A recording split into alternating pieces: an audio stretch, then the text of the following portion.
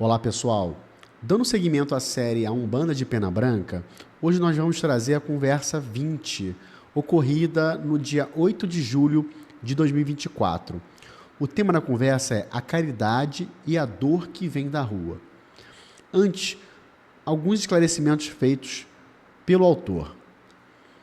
Durante as rondas da caridade que nós fazemos na Casa de Nanã quinzenalmente, é comum pessoas nas ruas pedirem pelos seus mais próximos. Geralmente, são mães pedindo por seus filhos e esses pedidos derivam quase sempre de problemas com drogas. Numa dessas rondas, um senhor já bem idoso veio até nós pedir pelo seu filho. Como de praxe, o atendemos, solicitando o nome do filho e o motivo do pedido de oração. Ele, muito constrangido e com tristeza na voz, disse que o filho era traficante e o assassino encarregado de eliminar os desafetos da quadrilha, mas que havia caído em desgraça e se encontrava desaparecido, fugindo dos antigos comparsas.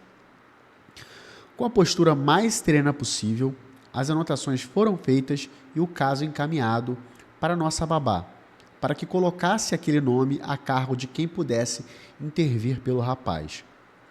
Depois nos foi informado pela espiritualidade que ele estava vivo, mas trilha um caminho de dor no qual se afunda cada vez mais, comprometendo o próprio futuro e tornando o seu resgate, estando encarnado ou desencarnado, um trabalho de longo prazo, com uma carga grande de sofrimento para os que lhe querem bem.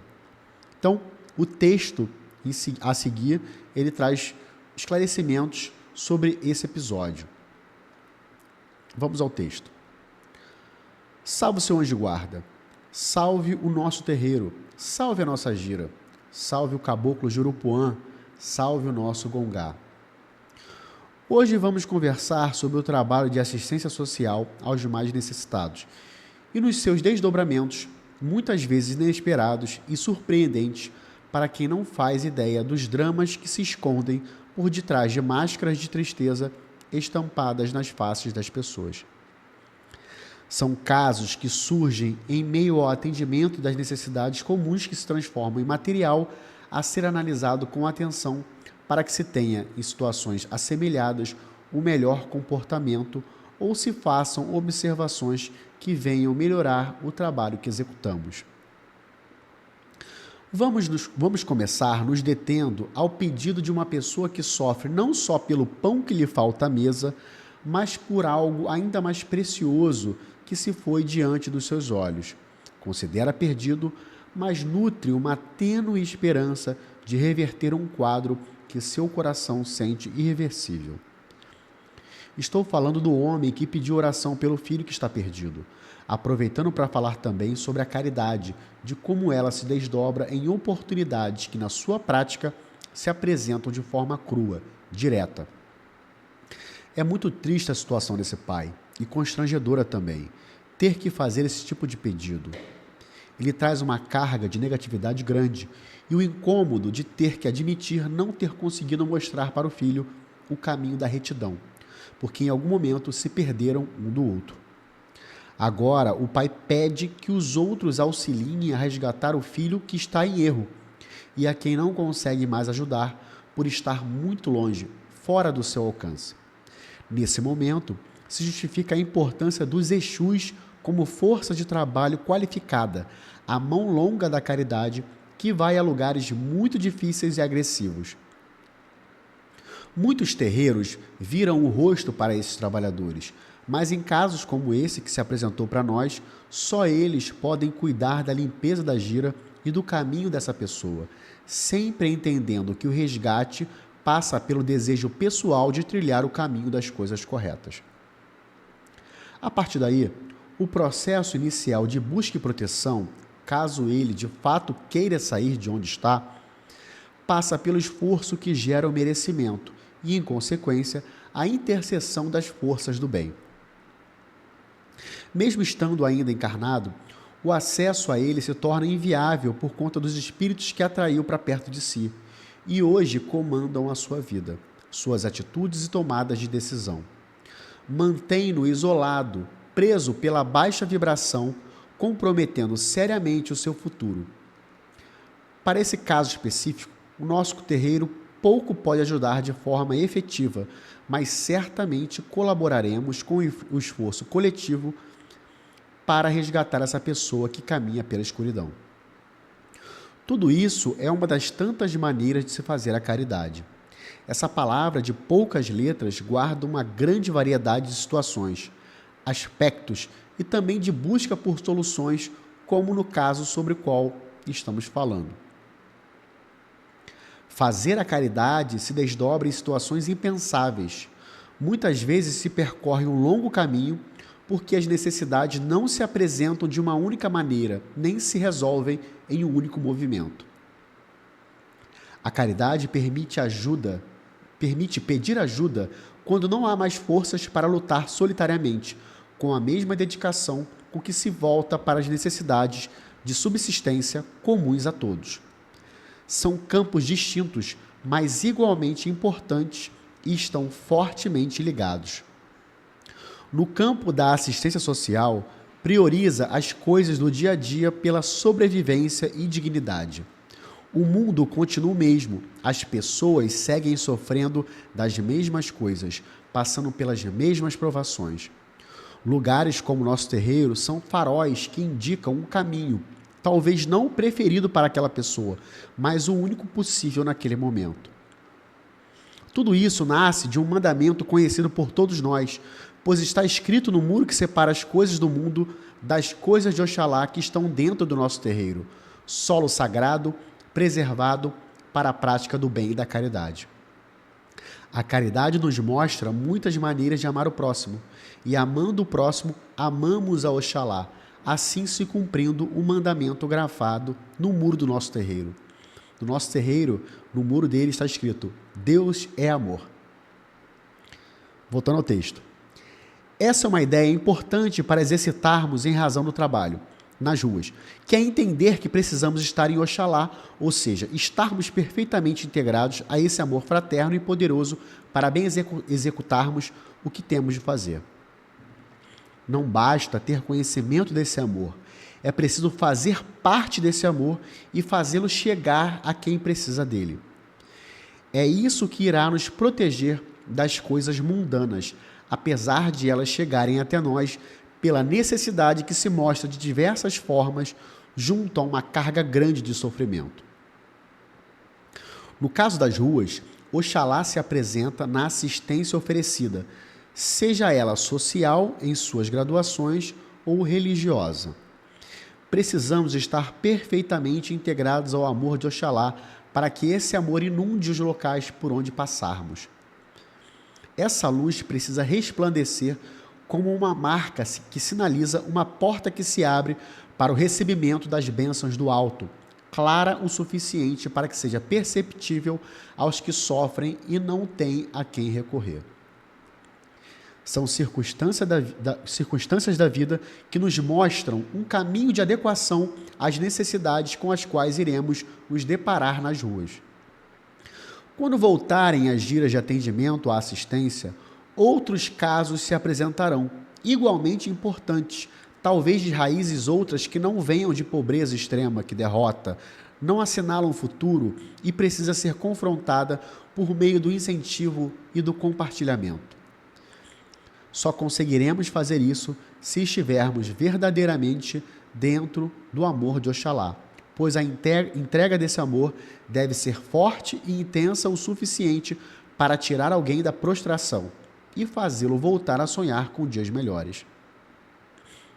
Nós não podemos assegurar nada, mas para muitos basta ver o caminho de luz que mostramos para que passem a acreditar que a falta de perspectiva de futuro pode ser vencida com ajuda, fé e uma indispensável ajuda do tempo. Nesses anos todos comandando um terreiro, sempre tive a preocupação de mostrar um caminho, mas não afirmar possuir a solução perfeita, nem a cura milagrosa, e muito menos o segredo que assegura o fim de todos os problemas. O que nós construímos foi um terreiro onde as forças do bem se manifestam, trazendo a esperança para os que sofrem, um lugar de exercício da fé. No momento, ele está inacessível, mas em breve tudo se voltará com calma, segurança e paciência, pois sabemos que muitos precisam de nós. Depois do retorno das giras abertas, vamos seguir nos instruindo e perseverando para que a luz emitida pela nossa casa aumente cada vez mais.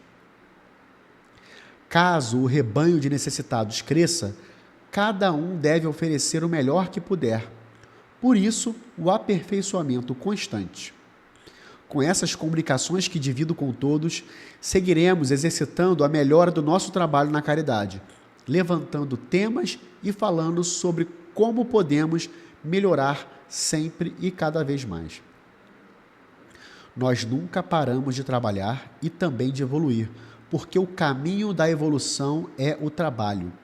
Nesse momento, estamos nos melhorando mais um pouco pela análise e pelo estudo, para seguirmos oferecendo sempre o melhor. Como disse anteriormente, a caridade trilha um longo caminho. Nós seguimos por ele já há algum tempo, buscando a nossa perfeição. Agora, trabalhando com os mais necessitados, o compromisso dobra pela diversificação de situações, como essa do pai que pediu pelo filho, algo tão normal e corriqueiro, mas que nesse caso guarda uma carga grande de sofrimento e também de trabalho para todos os envolvidos. A Umbanda veio ao mundo distribuir luz para as pessoas, especialmente para as que mais precisam, e isso se dá pelos atributos do trabalho na caridade. Solidariedade, empatia, compreensão e carinho são aspectos do amor em movimento que se desloca por vários lugares e situações e se materializa pela atuação dos prepostos do mais alto. Cabe a nós, como veículos dessa manifestação iluminada, contribuirmos da melhor forma possível. Daí a necessidade de sempre estarmos falando sobre as diversas facetas que a caridade assume, para que estejamos à altura da majestade que nos coordena, nos cobra e abençoa a cada trabalho feito. A caridade é uma virtude que nos leva à compaixão. Esse é um sentimento não contemplativo, dinâmico e complexo, pois que o seu exercício exige a companhia de outros elementos igualmente importantes, tais como o amor, a fé, a preparação, o compromisso e a disponibilidade. Esse sentimento virtuoso gera a empatia que faz o sofrimento ser experimentado como se fosse próprio, exatamente o que aconteceu ao ouvirem o pedido do homem por seu filho. O motivo dele é urgente e isso exige de nós celeridade dentro do que podemos fazer. Esse movimento, a partir de um resultado positivo, pode ser interpretado como uma espécie de satisfação que nasce do esforço consciente pelo exercício da caridade. Outra faceta importante da caridade é o atendimento social, aquele que praticamos mais a miúde a cada ronda da caridade. No lado das necessidades materiais das pessoas, precisamos deixar claro para quem nessa ação estiver envolvido, que o compartilhamento de algo deve ser de coração e não o desfazimento do que estorva simplesmente. É de relevante destaque entender que doar alguma coisa para alguém não dá a esse doador predominância sobre aquele que recebe. É uma atitude de generosidade, não de arrogância. O exercício da caridade não pode e não deve envergonhar quem a recebe. A caridade busca a justiça social sob todos os aspectos como é entendida, priorizando o equilíbrio e a dignidade para todas as pessoas. Sendo assim, é uma das mais puras manifestações de amor de Oxalá pelos seus filhos, de forma a distribuir entre todas as benesses da empatia, da compaixão e do auxílio. A Umbanda é muito bonita e o nosso terreiro também. Somos nós que damos a aparência da religião, quem a mostra para o mundo e abre os braços para receber quem está aflito ou em sofrimento. Colocar em prática o que aprendemos com o nosso mestre, procurando aliviá-los do peso que carregam na medida da capacidade do nosso trabalho. Vamos cuidar muito bem do nosso terreiro e do que ele representa, porque é a materialização do amor de Oxalá e também de muitos outros em favor de todos vocês, sempre necessitados de alguma coisa. Não pensem que apenas dão. Vocês também recebem, e muito, por meio da oportunidade de produzirem as boas obras em seu benefício próprio. Aproveitem ao máximo a chance que o trabalho dá a vocês, aprendendo sempre e cada vez mais. Vamos seguir trabalhando, porque tem muita gente precisando de nós. Viva a Umbanda, viva a Casa de Nanã.